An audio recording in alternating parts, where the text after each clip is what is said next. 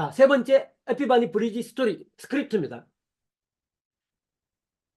자, 이런 에피바니 브리지 스크립트는 크게 이런 5개 단계를 거칩니다. 배경이야기, 여정, 새로운 기회, 프레임워크, 그 다음에 성취와 변화라는 형태를 겪게 되는 겁니다. 바로 그리고 배경이야기에는 뭐 3가지가 있고요. 여정에도 3가지가 있고, 새로운 기회도 3가지가 있고, 프레임워크도 3가지가 있고, 그리고 마지막에 성취와 변화의 단계를 이루어집니다. 즉 이런 에피바니 브리지는 영상이나 팟캐스트나 웨비나 같은 이런 부분에 프레임워크를 만들 때 사용하는 것들이고, 여러분들이 예를 들어서 새로운 제품이나 또는 어떤 새로운 스토리를 풀어나갈 때, 여러분이 어떤 솔루션을 풀어나갈 때 이런 에피바니 브리지 스토리의 스크립트 기반에서 스크립트를 만들어서 그걸 뭐 텍스트로 만들 수도 있고, 그죠? 이야기 편지로 만들 수도 있고, 영상으로 만들 수도 있고, 또는 팟캐스트로 만들 수도 있고, 또 그걸 가지고 웨비나를 운영할 수도 있을 때 바로 이런 에피바니 브리지 스토리를 활용하시면 좋을 것 같아요. 자, 그래서 이 에피바니 브리지 스토리는 이런 단계를 거치는데 쭉 한번 살펴보게 되면은, 첫 번째 배경 이야기는, 첫 번째 흥미를 끄는 배경 이야기가 무엇인가? 두 번째, 달성하기 위해서 원하는 욕망과 성과는 무엇인가? 이건 내적 욕망과 외적 욕망이 있습니다. 그 다음에 성과를 시도했지만 효과가 없었던 낡은 매개체는 뭔가? 이 매개체라는 건 여러 가지가 포함되어 있는 겁니다. 하나의 프레임워크가 될 수도 있고, 그죠? 우리가 하는 뭐 블로그, 유튜브, 뭐 인스타 같은 이런 채널이 될 수도 있고, 그죠? 뭐 새로운 방법론이 될 수도 있고, 뭐 이런 거 여러 가지 매개체가 뭐냐라는 부분이고요. 두 번째, 이제 여정을 떠납니다. 여정을 시작한 소명은 뭐냐, 이유는 뭐냐, 또 이런 여정을 떠날 때 이 여정을 가로막는 악당은 누구인가, 또 무엇인가, 또 만약에 이 여정에서 실패한다면 어떻게 되는가, 주인공의 삶은 어떻게 되는가. 세 번째는 뭐냐면 새로운 기회, 즉 에피바니 브리지를 통해 가지고 깨달음을 주었던 길잡이는 누구인가, 그리고 경험한 에피바니는 무엇인가, 그래서 얻은 새로운 기회는 무엇인가. 그다음 네 번째 단계 프레임워크입니다. 즉 욕망을 달성하려고 할 때 개발한 전략 프레임은 무엇인가. 그다음에 프레임을 따라서 당신이 얻은 성과는 무엇인가. 프레임워크를 다른 사람이 얻은 성과는 무엇인가. 5단계 성취와 변화. 결국 무엇을 성취하거나 완수했는가. 외적인 욕망. 또 여정을 거치면서 어떤 변화가 있었는가. 이런 단계에 대한 거를 스크립트별로 이야기를 만들어서 전개를 하는 겁니다. 제가 이 스크립트에 따라서 제가 겪었던 걸 한번 이렇게 정리를 해봤습니다. 참고가 되도록. 자, 그래서 첫 번째입니다. 배경 이야기입니다. 배경 이야기에는 그 낡은 매개체와 더불어서 외적인 내적인 욕망에 대해서 함께 어우러졌다고 이야기를 합니다. 실제 흥미는 끄는 배경 이야기는 뭐냐? 그러니까 제가 이제 8년 정도 온라인 B2C 비즈니스를 했었어요. 그럴 때 하다 보니까 고객을 확보하는데 너무 많은 비용이 들어간 거예요. 광고를 통해서 하니까. 그래서 그 광고비를 줄이기 위해서 어, 결국은 매출이 한 30% 정도가 광고비로 지출이 되더라고요. 그래서 열심히 매출이 늘고 뭐 억대 벌으면 사실 광고비 내고 뭐 무료 배송비, 택배비 내고 포장비 내고 이렇게 내고 나고 그다음에 뭐 부가세 내고 또 그다음에 각종 그 수수료 내고 하면은 정말 남는 게 없더라고요. 그래서 제가 어, 아, 이런 광고 말고 뭔가 새로 광고 위에 뭔가 유입 방법이 없나 이걸 이제 고민하기 시작했어요. 그래서 저희 욕망이 뭐였냐면은, 외적인 욕망은 온라인 매출을 향상시키는데 광고 유입 말고 광고비를 줄이고 광고 외에 유입을 만들고 싶은 그런 외적인 욕망이 있었고요. 그러기 위해서 내적인 욕망은 뭐였냐면, 이런 유입을 시키는, 그때 당시에는 지식인, 그죠? 블로그, 또 그다음에 홈페이지 SEO, 카페 뭐 이런 게 되게 중요해서, 그래서 이런 거 전문가가 되고 싶었어요. 근데 그런 전문적인 기술을 아무도 알려주지 않았어요. 왜냐하면 되게 중요한 어떤 비법이라고 생각을 했기 때문에, 그때 당시는 지식인 하나만 꽂아도 정말 매출을 엄청나게 얻을 수 있는 상황이었어요. 자, 그래서 성과를 얻기 시도했지만 나그네 매개체는 뭐였느냐. 즉 온라인 광고, 네이버 채널들 가지고 하려고 했지만 여전히 효과를 얻기가 힘들었던 거죠. 그래서 새로운 방법들을 찾아 나선 겁니다. 자, 여정을 시작한 소명은 뭐냐? 광고비를 쓰지 않고도 고객을 유입할 수 있는 이런 온드 미디어라고죠. 직영 미디어 마케팅을 하고 싶었어요. 그래서 블로그 같은 경우, 그다음 지식인 같은 경우 이런 걸 정말 그걸 통해서 매출을 만들고 싶었어요. 그래서 성공을 가로막는 악당은 누구였느냐? 그래서 저는 이제 그런 기술을 익혔고, 지식인 같은 경우를 익혔고, 또 블로그 같은 경우 익혔고, 또 그다음에 홈페이지를 검색 엔진 최적화를 통해서 만드는 걸 익혔어요.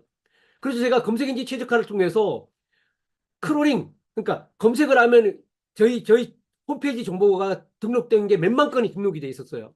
그리고 그걸 통해서 홈페이지에 정말 많은 사람들이 유입이 되는 그런 환경이 마련됐어요. 제가 이제 그때 낚시를 하면서 또 하나를 뭘 했냐면은 속옷 사이트를, 전문 속옷 사이트, 해외 유명 브랜드 속옷 사이트 했는데, 그 속옷 사이트는 대부분 젊은 친구들이 오는데 거기에 있는 모델들 사진을 보기 위해서 와요. 그러다 보니까 전환율이 0.5%도 안 나오는 거예요. 만약 그 광고에서 한다면은 광고비를 상쇄할 수가 없었어요. 판매해가지고는. 그래서 저는 전부 다 그걸 홈페이지 SEO를 했는데, 어느 날 갑자기 네이버에서 검색 크롤링 했는 게 제로가 돼버린 거예요. 다 사라져 버린 거예요. 하루아침에. 그래서 정말 네이버하고 열심히 한 6개월 동안 싸웠어요. 그래서 총 6개월 동안 싸워서 나중에 어떤 경우가 생겼느냐? 그쪽에서 한 6, 7만 건의 검색 최저가를 DB를, 그 크롤링 덱을 확 집어넣어 주더라고요. 근데 그게 하루에 매일매일 사라져간 거예요. 그리고 또 어떤 일이 생기느냐? 그렇게 해서 상위 노출이 되고 있는데, 오늘날 순간 딱 되니까 상위에 노출됐던 키워드가, 제가 그때 키워드가 한 100개 정도가 상위 노출되고 있었는데, 모든 어비징 되는 걸로 다 덮여버리는 거예요. 어비징이 어떻게 됐느냐? 각종 홈페이지를 만들었는데 사용하지 않고 죽어있는 홈페이지에다가 그런 전문적인 업체들이 거기다 수천 건의 게시물을 올려서 그게 네이버 크롤링이 되는 순간 그게 모든 걸 점령을 해버리는 거예요. 그러니까 내가 애써 만들어서 크롤링 하는 게 한순간에 다 사라져 버린 거죠. 그래서 네이버한테 그걸 다 찾아가지고 어디에서 어떻게 된 걸 알려줬는데도 네이버는 아무런 대처를 하지 않는 거예요. 왜? 이때 당시 웹문서는 네이버가 돈 버는 수단이 아니었기 때문에. 자, 이런 걸 통해서 네이버에게 아무리 이야기를 해도 대안이 안 나오는 거예요.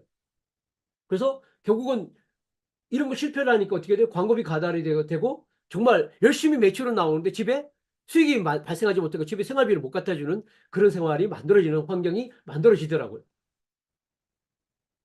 자, 그래서 깨달음을 주었던 계기는 뭐냐 하면은 바로 이제 그때 그러면서 컨텐츠 마케팅을 하면서 블로그도 하고, 블로그는 나름대로 성공적으로 하고 있었지만, 그런 찰나에 이제 그런 컨텐츠 마케팅이 효과적으로 하려는 고민을 할 때 리딘을 통해서 퍼널 마케팅을 처음 접하게 된 겁니다.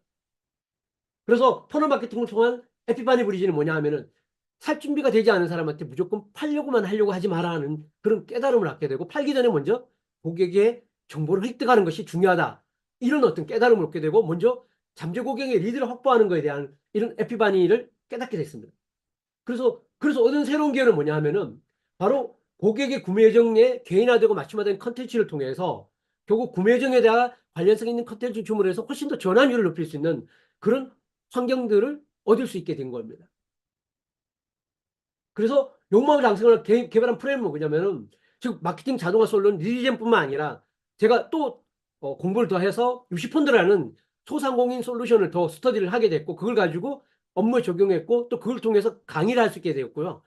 또 그게 계기가 돼서 제조업체에 마케팅 강의를 하는 과정에서 그 회사의 비즈니스를 실질적으로 자문을 하게 돼서 3년 동안 허브스팟을 통해서 마케팅 자동화를 완벽하게 운영할 수 있는 기회를 갖게 됐던 겁니다. 그래서 이 프레임워크를 통해서 저는 B2B 비즈니스뿐만 아니라 다양한 비즈니스의 잠재 고객을 유입하고 매출을 만들어내는 그런 핵심적인 역량들을 획득할 수 있게 되는 겁니다.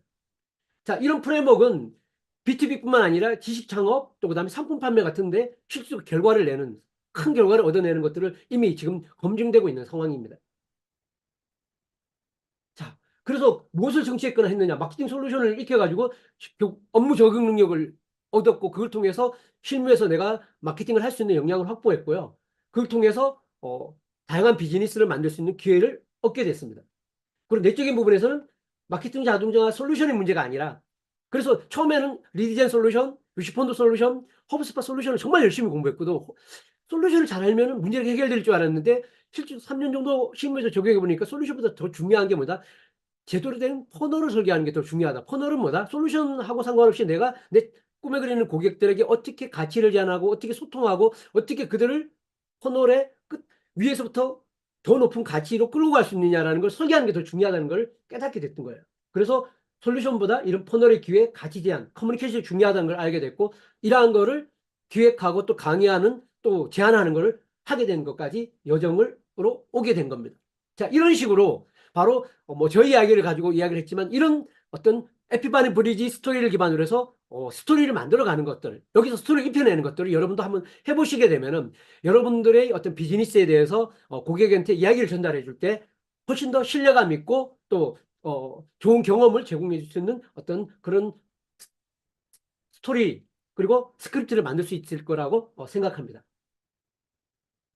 자, 요거를 이제 이거는 1시간 또 1시간 뭐 30분 정도로 앞에 그런 걸 만들 수도 있지만 이렇게 30초로 요약해서 배경 이야기, 여정, 새로운 기회, 프레임워크, 성취만 갖고 아주 짧게 이야기할 수도 있다는 걸 설명드리면서 이상으로 마치겠습니다. 네.